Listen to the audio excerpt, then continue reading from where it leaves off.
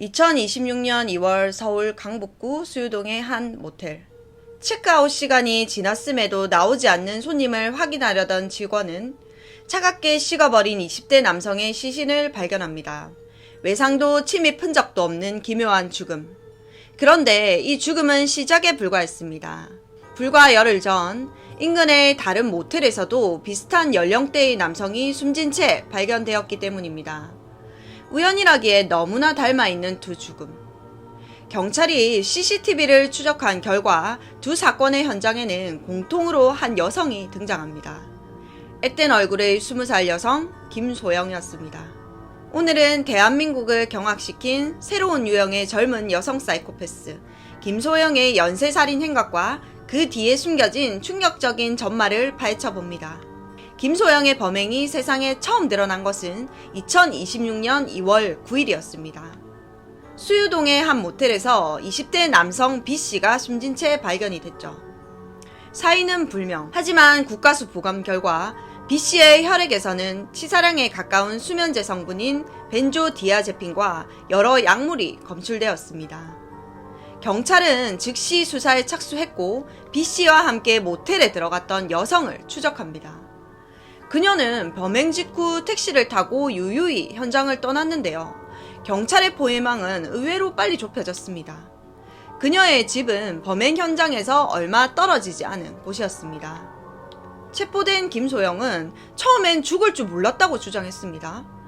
의견 충돌이 있어 잠시 재우려고 약을 탔을 뿐이라는 전형적인 변명을 했죠.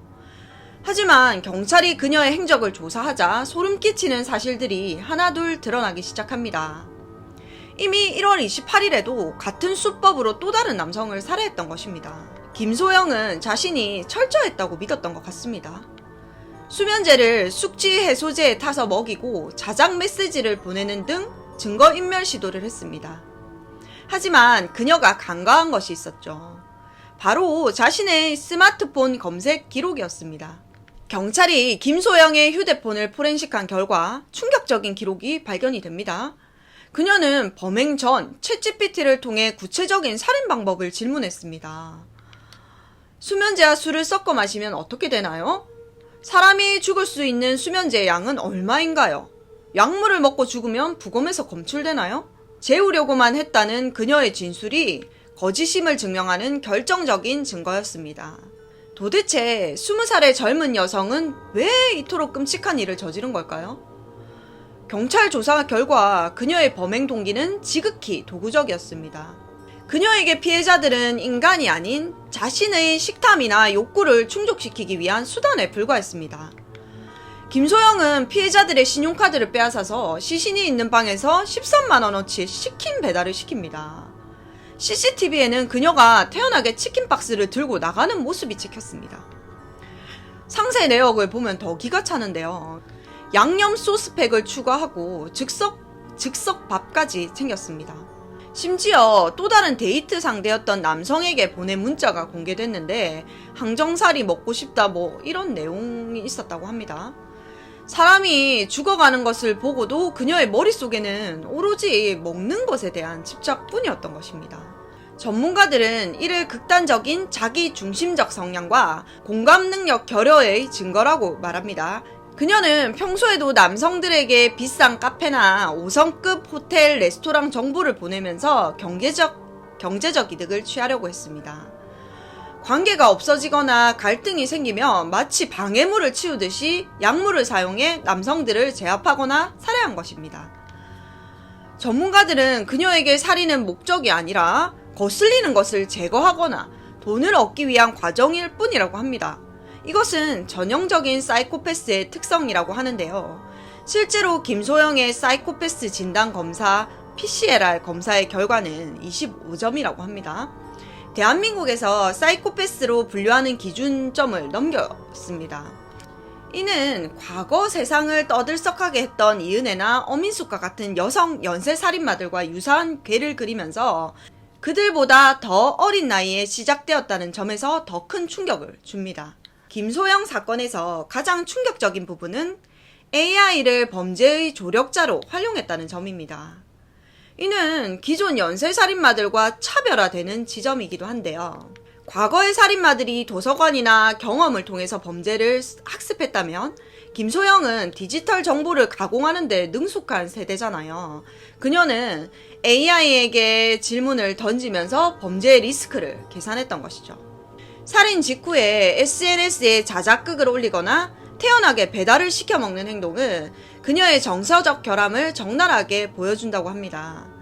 SNS에 올린 자작극은 피해자에 대한 조령이라기보다는 자신이 여전히 평범하고 우월한 일상을 살고 있다는 것을 과시하려는 자기애적 욕구에서 비롯된 것이라고 합니다. 타인의 고통을 전혀 공감하지 못하는 정서적 맹인 상태라고 볼 수 있는 것이죠. 범죄 심리학자들은 김소영이 만약 이번에 잡히지 않았더라면 범행 주기가 점점 짧아지는 살인 중독 단계로 진입했을 가능성이 매우 크다고 경고합니다. 그녀에게 살인은 필요에 의한 선택이기 때문입니다. 20살이라는 어린 나이에 나타난 이 압도적인 냉혹함은 우리 사회가 앞으로 마주할 새로운 유형의 범죄에 대해 어떤 대비를 해야 할지 무거운 질문을 던지고 있습니다. 그렇다면 김소영은 왜 이런 괴물이 되었을까요? 검찰 조사에 따르면 김소영은 어린 시절 아버지로부터 지속적인 폭행과 폭언에 노출되었다고 합니다. 과정불화 속에서 사회와 단절대체에 자라났고요. 그 결과 정서 조절에 심각한 장애를 겪으면서 오로지 자신의 소비 욕구와 경제적 만족만을 추구하는 기질을 갖게 된 것이라고 볼 수 있습니다. 물론 불행한 어린 시절을 겪었다고 해서 다 그런 것은 아니에요. 그리고 김소영의 범행은 갑자기 일어난 것이 아니었습니다. 그녀의 과거를 추적해보니 여러 번의 절도 행각이 있었던 것으로 조사됐습니다. 2024년 한 청소년 지원센터에 다녔던 그녀는 주변인들의 물건에 손을 대기 시작했다고 합니다. 그녀와 같이 있으면 물건이 사라진다는 소문이 돌 정도였습니다. 당시 피해자 중 한 명은 김소영이 훔친 에어팟을 들키자 갈아서 변기에 버렸다고 그렇게 말했다고 합니다. 자신의 잘못을 반성하기보다는 증거를 인멸하고 상황을 모면하려는 공격적인 기획을 보였던 것입니다. 결국 그녀는 해당 기관에서 퇴출당했다고 합니다. 전문가들이 가장 우려하는 지점은 바로 드러나지 않은 희생자들에 대한 부분입니다. 과연 김소영의 살인이 이번이 처음이었을까 하는 의구심이었죠. 범죄 전문가들은 김소영의 범행 패턴에서 숙련된 포식자의 향기가 난다고 입을 모아 말합니다. 처음부터 죽이려던 건 아니었다는 김소영의 주장은 거짓이었습니다. 경찰 조사 결과 그녀는 이미 3번의 리허설을 거치면서 자신의 살인 기술을 완성해가고 있었습니다.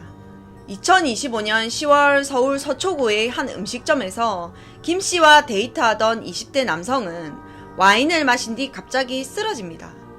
의식은 있는 상태였으나 상태가 위중했다고 합니다. 그리고 2025년 12월 김소영과 한 달 정도 사귄 20대 남자친구는 그녀가 준 수면제 성분을 탄 것으로 추정되는 피로회복제를 먹고 쓰러집니다. 이틀 후에 깨어나서 피로회복제 속에 넣은 게 뭐냐? 라고 물었지만 아무 대답도 하지 않았다고 합니다. 이때 김소영은 이미 경찰에서 수사 대상이었습니다. 2026년 1월에는 서울 강북구 노래방에서 30대 남성이 김소영이 건넨 숙취 해소제를 마시고 의식을 잃습니다. 역시 안에 수면제 성분을 넣은 것이었겠죠. 의식은 회복했지만 몸은 후유증을 겪고 있다고 전해집니다. 2026년 2월 김소영과 만난 30대 또 다른 남성은 35,000원어치의 숙취해소제를 대신 결제해줬다고 경찰에 증언합니다. 도대체 35,000원어치의 숙취해소제는 어디로 간 걸까요? 드러난 피해자들은 주로 오프라인에서 만났지만 데이트 앱이나 SNS로 온라인에서 만난 피해자가 있다면요.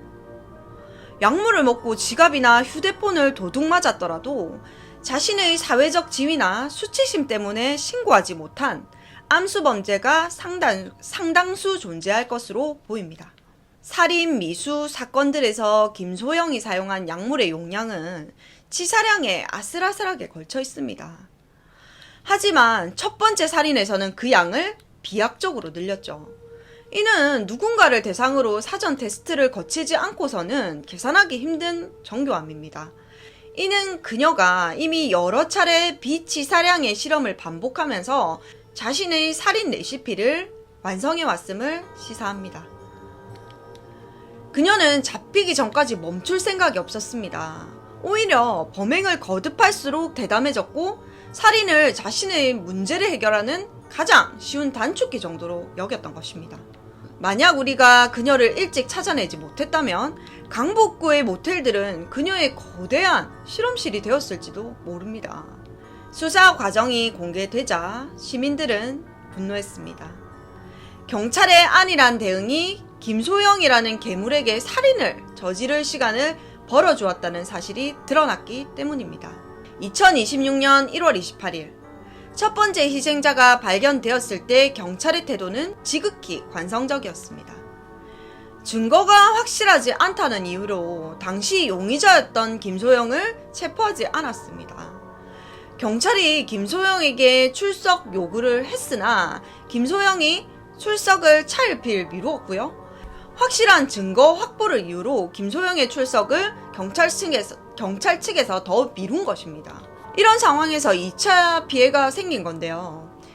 이미 용의자였던 김소영을 긴급 체포하거나 제 시간에 나오게 하기만 했어도 열흘 뒤에 벌어진 두 번째 살인은 막을 수 있었다는 겁니다. 검찰은 2026년 3월 9일 사안의 중대성을 고려해 김소영의 신상을 전격 공개했습니다. 20살 김소영. 그녀는 지금 이 순간에도 죽일 생각은 없었다는 말을 반복하고 있을지도 모릅니다. 이 사건은 우리 사회에 몇 가지 뼈아픈 숙제를 남겼습니다. 익명성 뒤에 숨은 SNS의 위험성, 그리고 인공지능 기술이 범죄의 도구로 악용될 수 있다는 실질적인 공포입니다. 무엇보다 평범한 이웃으로 보였던 이 어린 여성이 어떻게 이토록 냉혹한 괴물이 되었는지 우리의 사회 시스템은 어디서 잘못된 것인지 되돌아보게 만듭니다. 억울하게 희생된 고인들의 명복을 빌며 다시는 이런 비극적인 연쇄살인이 반복되지 않기를 바랍니다.